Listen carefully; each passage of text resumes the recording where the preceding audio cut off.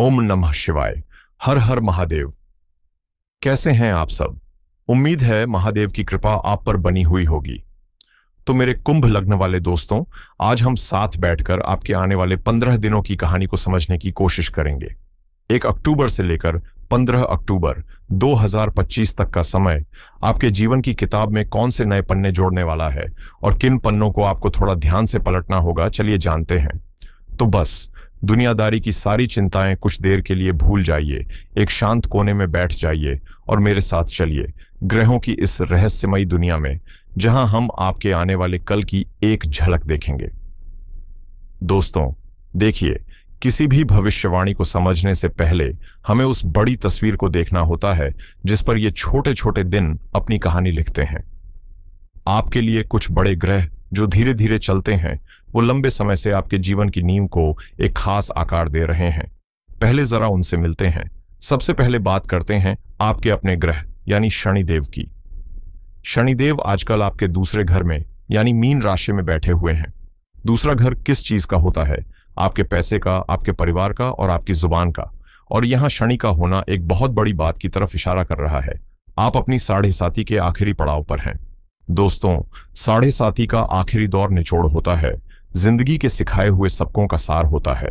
शनिदेव यहां बैठकर मानो आपसे कह रहे हैं, बेटा पैसे की असली कीमत समझो। एक एक रुपया जो मेहनत से कमाते हो उसकी इज्जत करो। परिवार की जिम्मेदारियों को बोझ नहीं, अपना फर्ज समझो और अपनी बातों को कड़वा नहीं बल्कि कीमती बनाओ। ये एक धीमी ऊर्जा है जो इन 15 दिनों में भी आपके पैसों से जुड़े हर फैसले पर अपना असर डालेगी। अब दूसरी तरफ एक बहुत बड़ा आशीर्वाद भी है। देवगुरु बृहस्पति, जो ज्ञान और किस्मत के देवता हैं, वो आपके 5वें घर में मिथुन राशि में विराजमान है। 5वां घर कुंडली का सबसे शुभ त्रिकोण भाव माना जाता है। ये आपकी बुद्धि, आपकी पढ़ाई, आपके बच्चे, आपके प्रेम संबंध और आपकी क्रिएटिविटी का घर है। यहां बृहस्पति का होना एक तरह से ऊपर वाले का दिया हुआ सुरक्षा कवच है। वो आपको सही समय पर सही फैसला लेने की समझ दे रहे हैं, स्टूडेंट्स को पढ़ाई में मदद कर रहे हैं और जिनकी संतान है उनके लिए कोई अच्छी खबर ला सकते हैं। और तीसरा बड़ा खिलाड़ी है राहु केतु की जोड़ी। केतु, जो हमें दुनिया से थोड़ा अलग करके आध्यात्म की ओर ले जाते हैं, वो आपके पहले ही घर में बैठे हैं। मतलब वो सीधा आपकी आत्मा पर असर डाल रहे हैं। यही वजह है कि कई बार आपका मन दुनियादारी से उचट जाता होगा। आप सोचने पर मजबूर हो जाते होंगे कि मैं कौन हूं, मेरी जिंदगी का मकसद क्या है। और ठीक आपके सामने 7वें घर में राहु का डेरा है। 7वां घर होता है शादी का, बिजनेस पार्टनरशिप का। राहु यहां बैठकर इन रिश्तों में एक जुनून, एक बेचैनी या कुछ ऐसी अनएक्सपेक्टेड चीजें पैदा कर सकते हैं जो आपने सोची भी ना हो। तो एक तरह से ये रस्साकशी का खेल चल रहा है आपके अंदर की शांति और बाहर की दुनिया की मांगों के बीच। अब इस बड़ी पिक्चर के ऊपर हम 2 मेहमान ग्रहों को रखते हैं जो इन 15 दिनों की कहानी को एक नया मोड़ देंगे।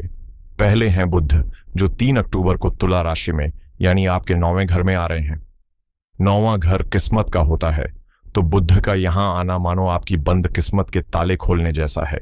आपकी बातचीत का तरीका सुधरेगा और आपको लगेगा कि लक आपका साथ दे रहा है।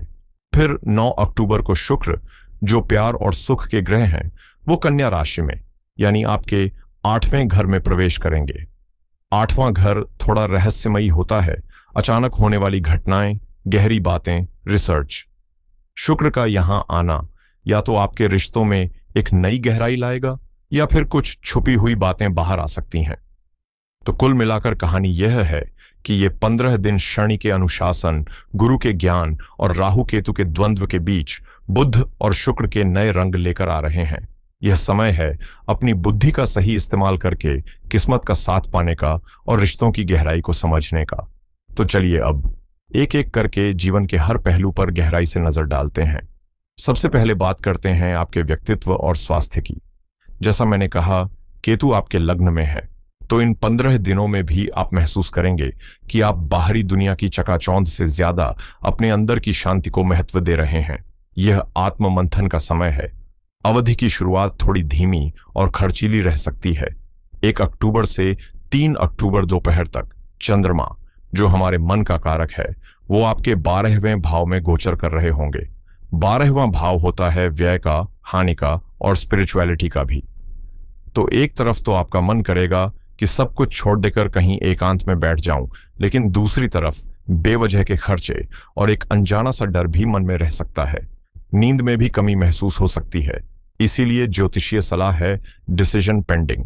इस समय मन बादलों से घिरा हुआ है, कोई भी बड़ा फैसला लेना ठीक नहीं है, बस ऑब्जर्व करें। 3 अक्टूबर की रात लगभग 9:30 बजे से 6 अक्टूबर की सुबह 1 बजे तक का समय आपके लिए एक नई सुबह जैसा है। चंद्रमा आपके 12वें भाव से निकलकर आपके पहले भाव यानी आपकी अपनी राशि में आ जाएंगे। यहां केतु पहले से हैं, तो चंद्रमा का आना आपको बहुत इमोशनल और इंट्यूटिव बना देगा। आप अपनी फीलिंग्स को बहुत गहराई से महसूस करेंगे। आपका आत्मविश्वास लौटेगा। 4 और 5 अक्टूबर विशेष रूप से आपके लिए बहुत अच्छे दिन हैं। आप ऊर्जावान महसूस करेंगे, रुके हुए काम आगे बढ़ेंगे। अब बात करते हैं स्वास्थ्य के विशेष ध्यान की। इन पूरे 15 दिनों में ग्रहों के राजा सूर्य आपके 8वें भाव में कन्या राशि में गोचर कर रहे हैं। 8वां भाव सडन इवेंट्स और पुरानी बीमारियों का होता है। इसलिए मैं आपसे आग्रह करूंगा कि अपनी सेहत को लेकर बिल्कुल भी लापरवाही न करें। विशेषकर पेट से संबंधित समस्याएं, एसिडिटी या ब्लड प्रेशर से जुड़ी कोई भी तकलीफ हो तो उसे नजरअंदाज न करें और तुरंत डॉक्टर की सलाह लें। यह समय प्रिवेंटिव चेकअप्स के लिए भी अच्छा है। चलिए अब बात करते हैं करियर और प्रोफेशन की। करियर के मोर्चे पर यह पखवाड़ा आपको मेहनत के साथ साथ स्मार्ट वर्क करने के लिए भी प्रेरित कर रहा है। अवसर आपके दरवाजे पर दस्तक देंगे, आपको बस उन्हें पहचानने की जरूरत है। 4, 5, 6 और 7 अक्टूबर ये आपके लिए एक गोल्डन पीरियड है। इन 4 दिनों को अपने कैलेंडर में लाल स्याही से मार्क कर लीजिए। दिए गए डेटा के अनुसार ये दिन आपके जॉब और प्रोफेशनल लाइफ के लिए बेहतरीन है। आइए इसे तोड़कर समझते हैं। 4 और 5 अक्टूबर को चंद्रमा आपके लग्न में है, जिससे आपकी पर्सनैलिटी में एक चुंबकीय आकर्षण रहेगा। आप मीटिंग्स में, प्रेजेंटेशंस में या अपने सहकर्मियों के बीच अपनी एक अलग छाप छोड़ देंगे। 5 अक्टूबर को एक बहुत ही सुंदर योग बन रहा है, चंद्र शुक्र आकर्षण योग। चंद्रमा मन है, शुक्र आकर्षण और डिप्लोमेसी है। इस योग के प्रभाव से आप अपनी मीठी वाणी और चार्म से बड़े क्लाइंट को भी मना सकते हैं। नेटवर्किंग के लिए यह दिन सर्वोत्तम है। 6 और 7 अक्टूबर को अब चंद्रमा आपके दूसरे भाव यानी धन भाव में आ जाएंगे, जहां आपके लग्न स्वामी शनि पहले से ही विराजमान है। यह कर्म से धन का सीधा सीधा योग है।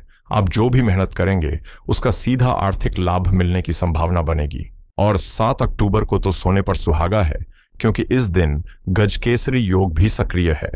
यह योग तब बनता है जब देवगुरु बृहस्पति और चंद्रमा एक दूसरे से शुभ स्थिति में होते हैं। गुरु आपके 5वें यानी बुद्धि भाव में है और चंद्रमा दूसरे यानी धन भाव में। इसका अर्थ है कि आप अपनी बुद्धि और ज्ञान का सही उपयोग करके कार्य क्षेत्र में कोई ऐसा निर्णय लेंगे जो आपको बद्धा फाइनेंशियल गेन या प्रमोशन दिला सकता है। यह दिन प्रोफेशनल ग्रोथ के लिए इस पखवाड़े का सबसे शक्तिशाली दिन है। अब बात करते हैं धन, वाणी और परिवार की। फाइनेंशियल मामलों और परिवार के लिए यह अवधि आपको बहुत कुछ सिखाने वाली है। शनिदेव यहां आपके शिक्षक बने हुए हैं। दूसरे भाव में शनि का गोचर आपसे फाइनेंशियल डिसिप्लिन की मांग कर रहा है। बेवजह के खर्चों पर लगाम लगाएं। हो सकता है परिवार में किसी बड़े बुजुर्ग के स्वास्थ्य पर या घर की किसी जिम्मेदारी पर आपका धन खर्च हो। यह शनि की परीक्षा है। अपनी वाणी पर बहुत संयम रखें। आपकी कही हुई कोई सीधी और सच्ची बात भी लोगों को कड़वी लग सकती है, जिससे परिवार में माहौल बिगड़ सकता है। बोलने से पहले 2 बार सोचें। अब आते हैं शेयर बाजार पर, जिसका 1, 7, 8 और 9 अक्टूबर ये 3 दिन शेयर मार्केट में फर्दर इन्वेस्टमेंट यानी और पैसा लगाने के लिए अच्छे बताए गए हैं। 7 तारीख का गजकेसरी योग आपको सही स्टॉक चुनने की दिव्य दृष्टि दे सकता है, लेकिन यहां एक बहुत बड़ी सावधानी है। 8 अक्टूबर को चंद्र बुध कपट योग सक्रिय है। इसका मतलब है धोखे का योग। चंद्रमा मन है, बुध बुद्धि और कम्युनिकेशन है। जब इनका अशुभ योग बनता है तो कोई व्यक्ति अपनी मीठी मीठी बातों से झूठे टिप्स देकर या गलत जानकारी देकर आपको फंसा सकता है। तो इस दिन किसी की भी सलाह पर आंख बंद करके भरोसा न करें। अपनी रिसर्च करें, फैक्ट्स को डबल चेक करें, तभी निवेश करें। 13 अक्टूबर का दिन निवेश के लिए नहीं, बल्कि शेयर बाजार के बारे में सीखने के लिए आदर्श है। गुरु और चंद्रमा 5वें भाव में एक साथ होंगे, जो आपको इस विषय की गहरी समझ दे सकते हैं। कोई किताब पढ़ें, कोई कोर्स करें या किसी एक्सपर्ट से सीखें। फिर आता है 15 अक्टूबर। यह दिन फाइनेंस के लिए और विशेष रूप से शेयर मार्केट में बिक्री करने या मुनाफा बुक करने के लिए बहुत अच्छा है। चंद्रमा 6ठे भाव में होंगे, जो कंपटीशन में जीत और लाभ को दर्शाता है। अगर आप किसी स्टॉक से निकलना चाहते हैं जिसमें आपको अच्छा रिटर्न मिल रहा है, तो यह दिन आपके लिए शुभ साबित हो सकता है। अब बात करते हैं प्रेम, संबंध और वैवाहिक जीवन की। रिश्तों का ताना बाना इस अवधि में थोड़ा नाजुक रहेगा। राहु 7वें भाव में बैठकर कुछ न कुछ कंफ्यूजन पैदा करने की कोशिश करेंगे। 7वें भाव में राहु अक्सर पार्टनर को लेकर एक भ्रम या शक की स्थिति पैदा करते हैं। आपको लग सकता है कि आपका पार्टनर आपसे कुछ छिपा रहा है या आपको समझ नहीं पा रहा है। मेरी सलाह है कि इन फीलिंग्स को अपने ऊपर हावी न होने दें। कम्युनिकेशन ही एकमात्र कुंजी है। बात करें, अपनी इनसिक्योरिटीज को शेयर करें। 5 अक्टूबर का दिन इस पूरे पखवाड़े में प्रेम और रोमांस के लिए सबसे खूबसूरत दिन है। जैसा पहले बताया, चंद्र शुक्र आकर्षण योग सक्रिय है। इस दिन अपने पार्टनर के साथ क्वालिटी टाइम बिताएं। कोई डिनर डेट पर जाएं, कोई तोहफा दें। अगर आप सिंगल हैं तो इस दिन किसी की तरफ आकर्षित होने या किसी नए व्यक्ति से मिलने की प्रबल संभावना है। 9 अक्टूबर के बाद एक बदलाव आएगा। इस दिन शुक्र आपके 8वें भाव में चले जाएंगे। 8वां भाव ट्रांसफॉर्मेशन का होता है। यह गोचर आपके रिश्ते में एक बड़ा बदलाव ला सकता है। यह रिश्ते को या तो बहुत गहरा और पैशनेट बना देगा, या फिर अगर कोई बात छिपी हुई है तो उसे सतह पर ले आएगा। यह फिजिकल इंटीमेसी के लिए तो अच्छा है, लेकिन इमोशनल लेवल पर कुछ टर्मोइल भी दे सकता है। अपने पार्टनर के स्वास्थ्य का भी विशेष ध्यान रखें। चलिए अब विशेष रूप से बात करते हैं हमारी उन गृहिणियों की जो घर की धुरी होती हैं, जिनकी खुशी और शांति पर पूरे परिवार की खुशहाली निर्भर करती है। आपके लिए यह 15 दिन कैसे रहेंगे? अवधि की शुरुआत में 1 से 3 अक्टूबर तक चंद्रमा के 12वें भाव में होने के कारण आपका मन थोड़ा अशांत रह सकता है। बेवजह की चिंताएं या नींद में कमी महसूस हो सकती है। इस समय घर के छोटे मोटे काम भी बोझ लग सकते हैं। मेरी सलाह है कि इस दौरान खुद पर ज्यादा दबाव न डालें और थोड़ा समय ध्यान या अपनी पसंद का संगीत सुनने में बिताएं। आपके लिए सबसे अच्छे दिन 10 और 11 अक्टूबर रहेंगे। इन 2 दिनों में चंद्रमा आपके 4थे भाव यानी सुख स्थान से गोचर करेंगे। चंद्रमा यहां अपनी उच्च राशि वृषभ में होते हैं। यह आपके लिए बहुत ही शुभ स्थिति है। इन दिनों आपका मन प्रसन्न रहेगा। घर का माहौल बहुत सकारात्मक और शांतिपूर्ण रहेगा। आप घर को सजाने संवारने में, बागवानी करने में या परिवार के लिए कुछ खास बनाने में समय बिता सकती हैं। यह समय घर में कोई छोटी मोटी पार्टी या गेट टुगेदर के लिए भी बहुत अच्छा है। संतान की ओर से आपको खुशी मिलेगी। आपके लिए सबसे बड़ी खुशखबरी देवगुरु बृहस्पति दे रहे हैं, जो आपके 5वें भाव यानी संतान के भाव में विराजमान है। यह आपकी संतान के लिए बहुत ही शुभ है। उनकी पढ़ाई लिखाई में प्रगति होगी। वे आपकी बात मानेंगे और उनकी तरफ से आपको कोई अच्छी खबर सुनकर मन में बहुत प्रसन्नता और गर्व महसूस होगा। 12 और 13 अक्टूबर विशेष रूप से शुभ हैं, जब चंद्रमा भी यहीं होंगे। जीवन साथी और परिवार के साथ संबंधों की बात करें तो जैसा कि मैंने पहले बताया, दूसरे भाव में शनि आपको परिवार के सदस्यों के साथ बातचीत में धैर्य रखने की सलाह दे रहे हैं, और 7वें भाव में राहु जीवन साथी के साथ कुछ गलतफहमी पैदा कर सकते हैं। कोशिश करें कि छोटी छोटी बातों को तूल न दें। 5 अक्टूबर का दिन अपने जीवन साथी के साथ संबंधों को बेहतर बनाने के लिए बहुत अच्छा है। इसका लाभ उठाएं। अब आते हैं भाग्य, यात्रा और उच्च शिक्षा पर। छात्रों और ज्ञान की तलाश में लगे लोगों के लिए यह पखवाड़ा किसी वरदान से कम नहीं है। बृहस्पति का आपके 5वें यानी बुद्धि और शिक्षा के भाव में होना आपके लिए सबसे बड़ा प्लस पॉइंट है। आपकी सीखने की क्षमता, आपकी एकाग्रता और आपकी ज्ञान पाने की इच्छा इस पूरे समय बहुत तीव्र रहेगी। 3 अक्टूबर से आपके भाग्य का उदय होगा। इस दिन जैसे ही बुध आपके 9वें भाव यानी भाग्य भाव में गोचर करेंगे, आप महसूस करेंगे कि चीजें आपके लिए आसान होने लगी हैं। रुके हुए काम बनने लगेंगे, पिता से संबंध सुधरेंगे, उच्च शिक्षा से जुड़ा कोई प्रयास सफल हो सकता है। किसी धार्मिक यात्रा या काम से जुड़ी छोटी यात्रा के भी सुंदर योग बनेंगे। 12 और 13 अक्टूबर ये 2 दिन छात्रों के लिए स्वर्णिम दिन हैं। सभी स्टूडेंट्स को इन तारीखों को अपनी डायरी में नोट कर लेना चाहिए। ये आपके लिए सर्वोत्तम दिन है। इस समय चंद्रमा भी गोचर करते हुए गुरु के साथ आपके 5वें भाव में आ जाएंगे, जिससे एक बार फिर शक्तिशाली गजकेसरी योग का निर्माण होगा। आपकी कंसंट्रेशन और मेमोरी पावर अपने चरम पर होगी। किसी भी मुश्किल सब्जेक्ट को समझने के लिए, किसी एग्जाम की तैयारी करने के लिए या कोई इंटरव्यू देने के लिए यह समय अद्भुत है।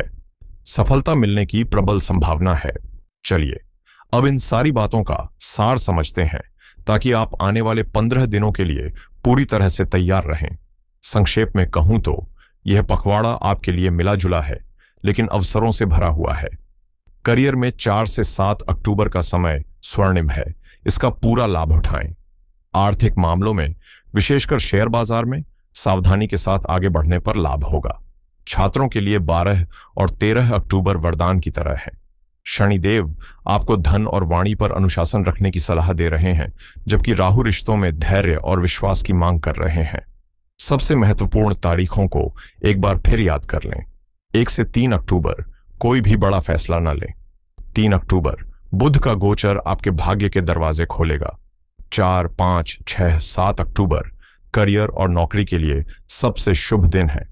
8 अक्टूबर को चंद्र बुध कपट योग है, इसलिए आर्थिक मामलों में और कम्युनिकेशन में धोखे से बचें।